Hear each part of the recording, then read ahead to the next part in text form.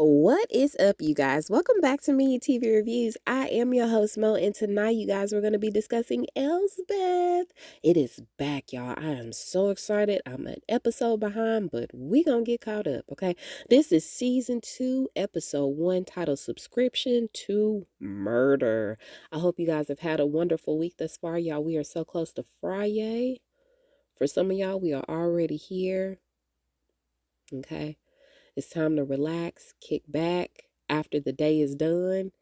Y'all be safe out there, however you decide to celebrate. All right, so without further ado, let's go ahead and get into the synopsis real quick, and then we're going to get right into the episode, okay?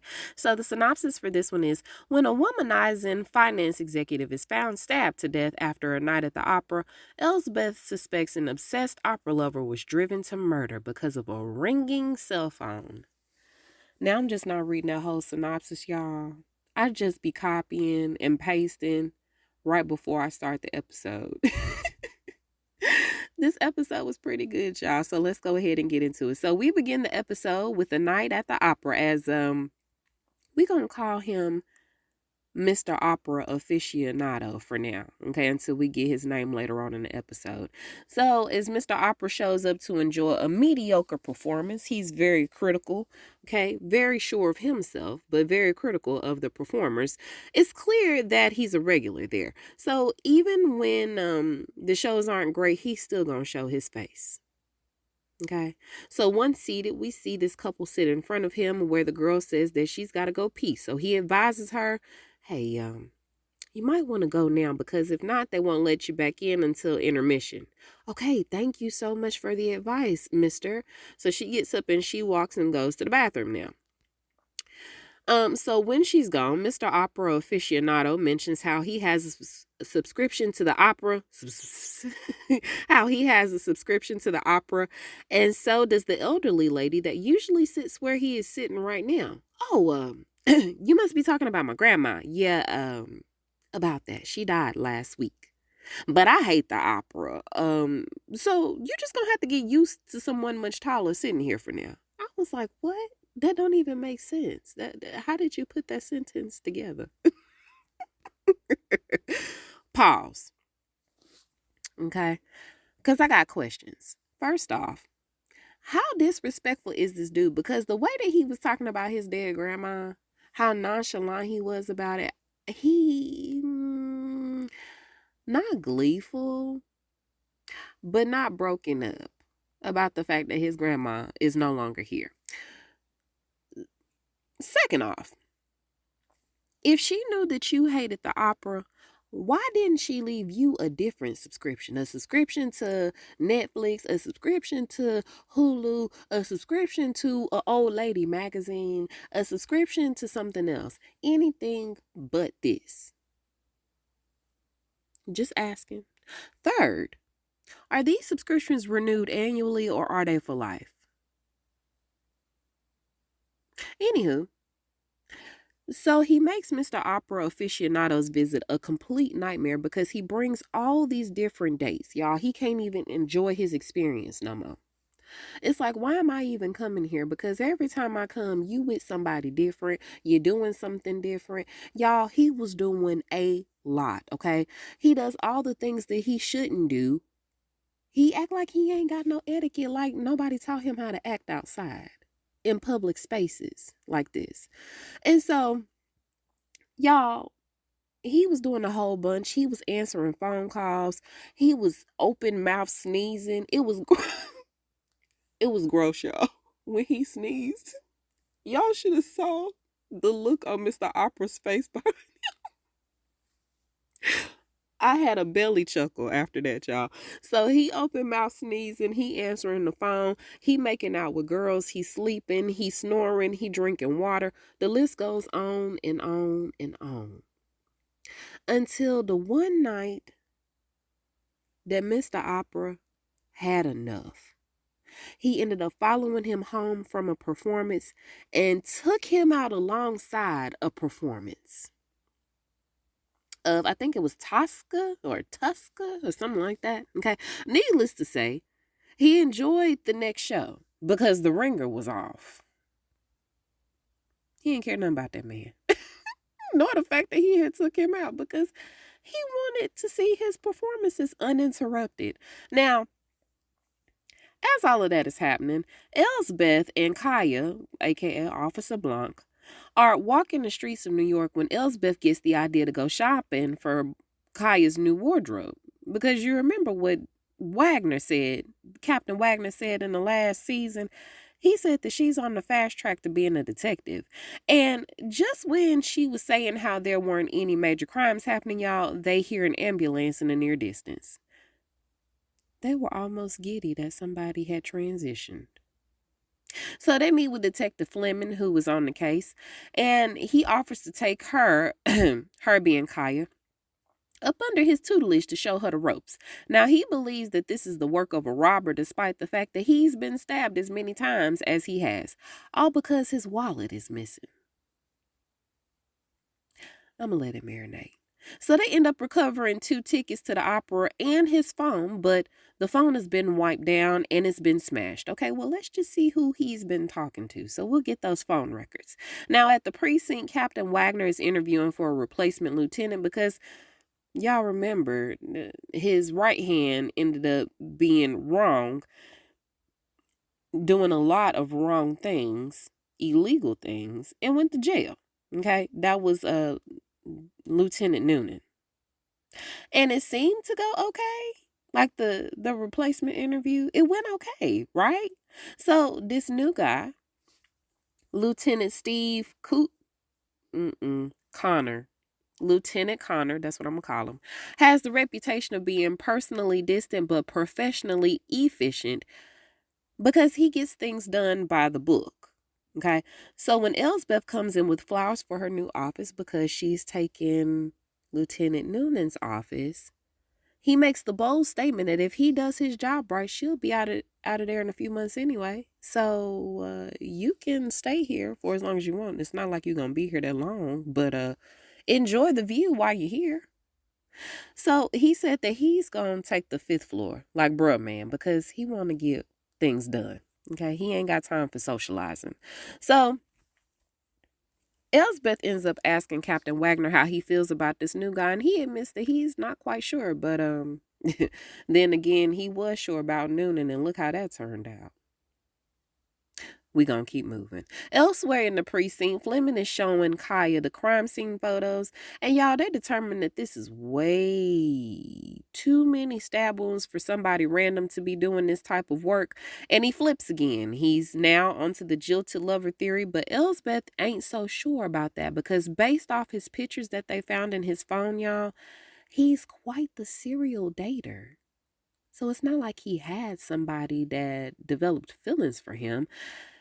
And honestly, after they interview a lot of these women, y'all, that man was awful. He was the scum of New York. So after they interview all these women and they hear all of these disparaging things about this man, they come to realize that that probably isn't the motive, okay? They then hear his wallet's been found in by a bridge somewhere after Mr. Opera aficionado. Y'all, he ended up going out there. He had this mustache on with his little top hat. Okay, pause, y'all. Nope, I'm finishing it out. So he had a mustache and his little top hat that he would wear to the opera. He wore that as his disguise while he went to go get rid of the phone. Now, the top hat goes back to the seat that he always saves for his wife, Evelyn, that passed away. She used to enjoy the opera as much as he did. And so he always brings the hat and puts it in her seat because he just hasn't found anybody that he loves enough to replace the hat with. So there's that. So anyway, they ended up finding this wallet by the bridge. And for Detective Fleming, y'all, he just flip-flopping all over the place. Are we sure that he passed the detective test like he was supposed to? Because he is really unsure of himself. He flips back to the robbery theory. Now, when he wrong, he ain't afraid to admit that he wrong. That's what he say. So they arrive at this bridge, and we find out that Kaya was inspired to become a detective due to her upbringing of her and her mom. When her mom would come home from work, she was a single mom. She would come home from work, and they would watch all of these crime shows, whether it was cops or Law and Order or whatever, because Law and Order done been on for 100 years. um when she would come home from work, they would watch these shows together. And so Kaya said that she just really enjoyed how everything seemed to work itself out for the best. And honestly, y'all, it seems like he should be taking some pointers from her, because while he's trying to look for invisible clues on this empty ass bench, she's actually canvassing the surrounding area and talking to people. And so she comes back with some info for him, but he said, "Hey, so I just looked at my clock. It's 5 o'clock, which means it's quitting time, because you think they're gonna be paying us overtime for this?"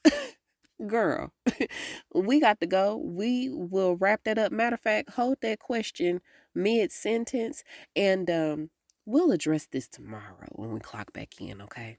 Let's pick this up tomorrow.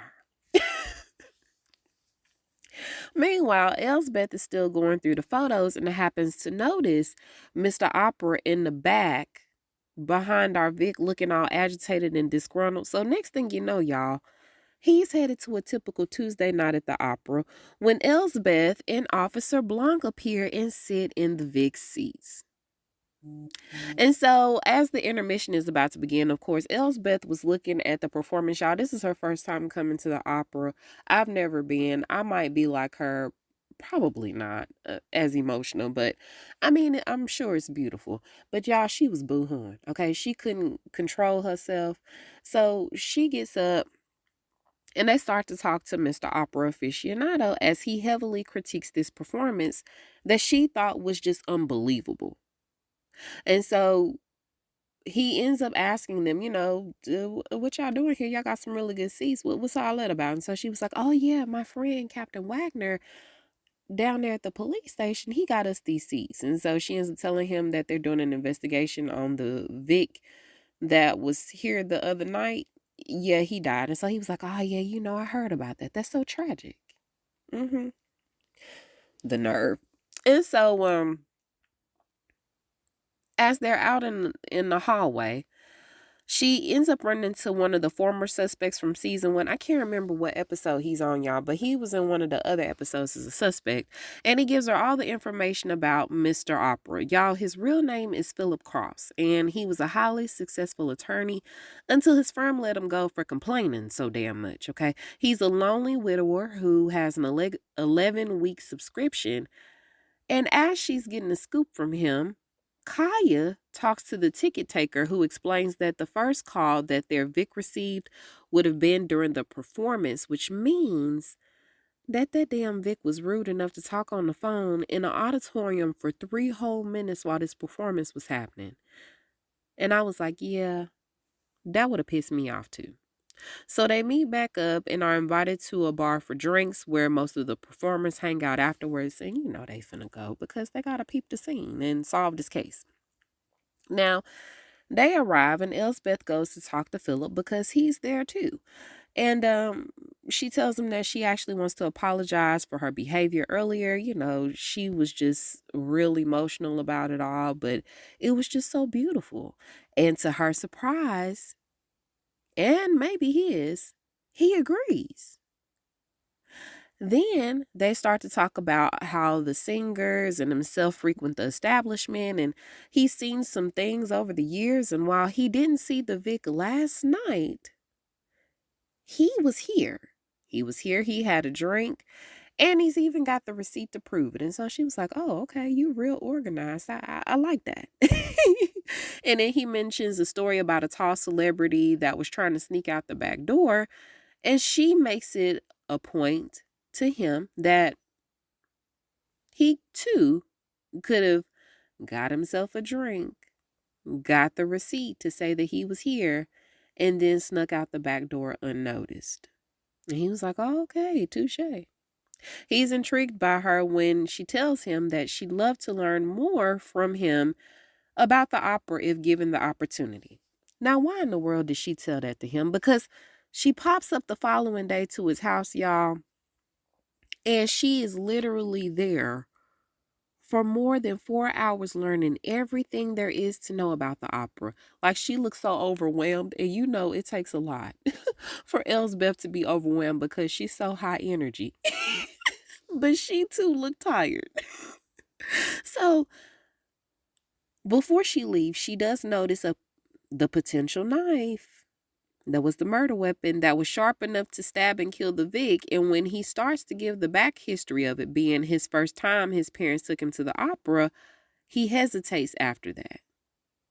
And he changes the subject. She also spots that mustache that she also spots a mustache that we know he used while he was getting rid of the phone.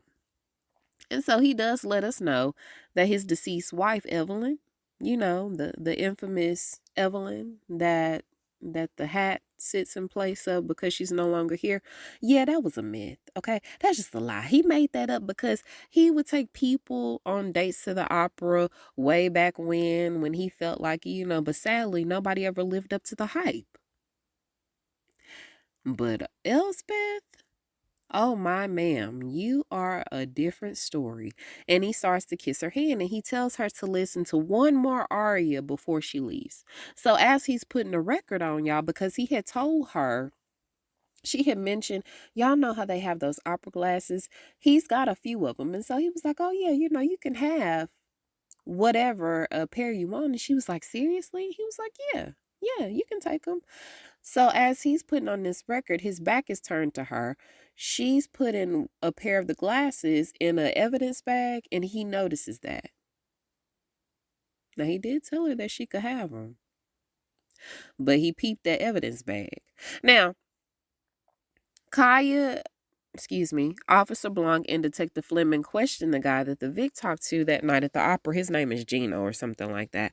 And he does confirm that he did talk to the Vic the first time because they were supposed to be meeting up and hanging out. And he, of course, he had just made a fortune that day on a trade. And so, he wanted to rub it in our Vic's face that he was out here balling and shot calling. And so they did end up hanging out. The Vic ended up sticking him with the bill later on that night, which is so him, right? And so it's a F you very much in return. He ended up sleeping with the Vic's date. And so after he got done with her, he tried to call him and, rub it in his face some more that he had slept with his date. But he ended up getting a voicemail. He didn't get to talk to him because he was dead.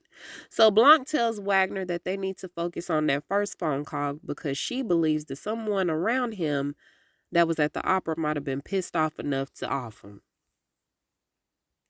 You think somebody would be that mad? Yeah, somebody was. Somebody took it to heart like that.